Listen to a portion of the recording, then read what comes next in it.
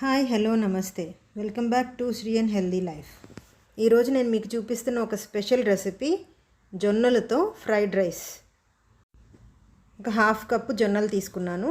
జొన్నల్ని తీసుకొని నానబెట్టేసుకొని ఒక 8 to 10 hours అలా వదిలేయటమే. సో మార్నింగ్ మనం ప్రిపరేషన్ స్టార్ట్ చేసే ముందు సోయా చంక్స్ని నానబెట్టాలన్నమాట. దాంతోపాటే కొన్ని జీడిపప్పు కూడా నానబెట్టేసుకోండి.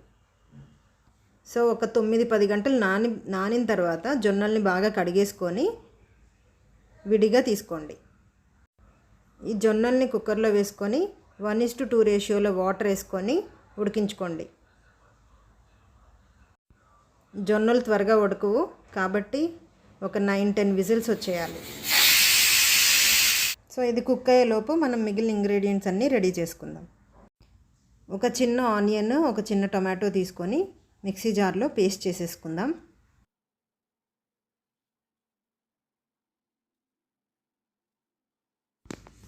సో ఆ పేస్ట్ తీసేసుకొని పక్కన పెట్టుకుందాం. సోయా చంక్స్ ఆల్రెడీ మనం 1 hour నానబెట్టుకున్నాం కదా, దాన్ని మొత్తం నీళ్లు లేకుండా గట్టిగా పిండేసుకోవాలి.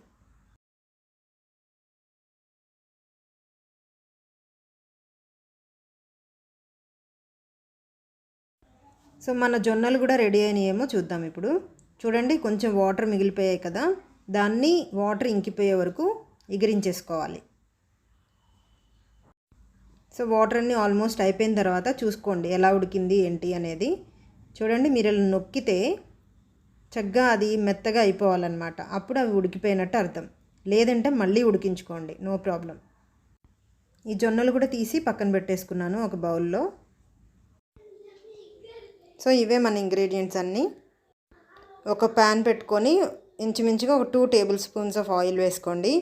దానిలో ఫస్ట్ పచ్చిమిర్చి వేసేసుకోండి. మనం బిర్యానీలో వేసే దినుసులు ఉంటాయి కదా, ఆకు, పువ్వు, మొగ్గ, ఇవన్నీను షాజీరాతో సహా అవన్నీ కూడా జస్ట్ ఆయిల్లో అలా వేసుకొని ఫ్రై చేసుకోండి. నెక్స్ట్ కొంచెం అల్లం వెల్లుల్లి పేస్ట్ వేసుకోండి. కొంచెం ఫ్రై చేసుకొని కొంచెం పసుపు, ఆల్రెడీ మనము మిక్సీలో వేసి పెట్టుకున్నాం కదా టొమాటో అండ్ ఉల్లిపాయ పేస్ట్, అది వేసేసుకోండి.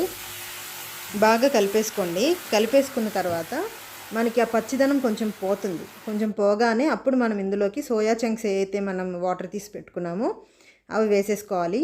ఈ టైంలోనే సాల్ట్ వేస్తే సోయా చంక్స్కి బాగా పడుతుంది అన్నమాట. నెక్స్ట్ కొంచెం కారం. ఇప్పుడు మసాలా పౌడర్స్ వేసుకోవాలి. ధనియాల పొడి, బిర్యానీ మసాలా ఉంటుంది కదా, దాన్ని పౌడర్ చేసి కొంచెం వేసాను, 1/2 teaspoon. కొంచెం చిటికెడేమో గసగసాల పొడి.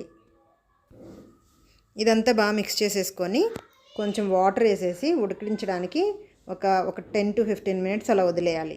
అది కంప్లీట్గా కుక్ అయిపోవాలి.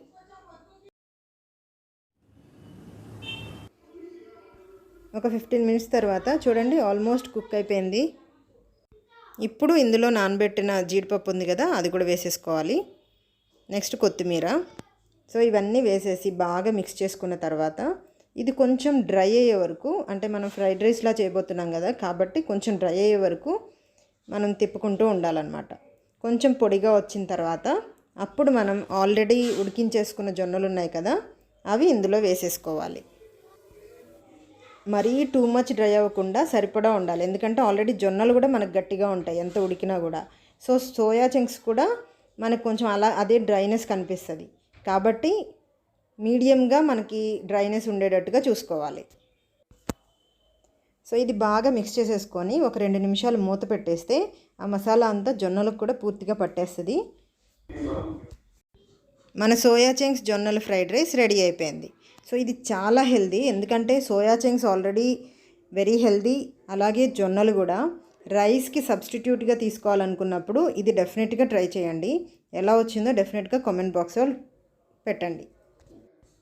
వెయిట్ లాస్ కోసం, వెయిట్ మేనేజ్మెంట్ కోసం, అలాగే డయాబెటీస్ ఉన్నవాళ్ళు దీన్ని రైస్తో కనుక జొన్నల్ని రిప్లేస్ చేసుకుంటే చాలా బెనిఫిట్స్ ఉంటాయి.